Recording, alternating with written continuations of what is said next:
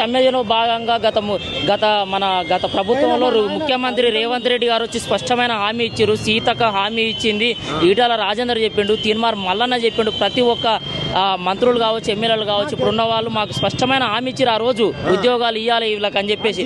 కానీ ఈ రోజు ఆ జీవో ఇచ్చినప్పుడు ఈ పొంగులేటి శ్రీనివాసరెడ్డి బీఆర్ఎస్లోనే ఉన్నాడు. ఇప్పుడు కాంగ్రెస్కి వచ్చిండు. ఆయన హయాంలోనే జీవో వచ్చింది. ఇప్పుడు ఆయన హయాంలోనే మాకు ఈ జీవో ఇంప్లిమెంట్ కావాలి. అయినా కానీ మొండి వైఖరితో మమ్మల్ని నిర్లక్ష్యం చేస్తున్నాడు. ఏది ప్రజాపాలన, ఇదేనా ప్రజా పరిపాలన? కొట్లాడి తెచ్చుకున్న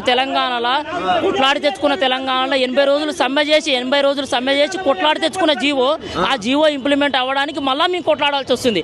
ఆల్రెడీ 70% ఇంప్లిమెంట్ అయిన జీవో ఇది. మిగిలిపోయిన 3700 మందికి ఉద్యోగాలు రావాలి. ఈ ఉద్యోగాల కోసం మేము ఇంకా కొట్లాడాల్సి వస్తుంది. ఈ కొట్లాటలో భాగంగా 2 సంవత్సరాల నుంచి నిరీక్షించినా కానీ స్పందిస్తలేడు. ప్రభుత్వం ఉంటే మీకు జాబులు వచ్చేసి 100% వచ్చు. కానీ మేము 100% వచ్చు. మా ఉదాహరణ మీరు చెప్పిన దానికి ఒకటే చెప్తున్నా.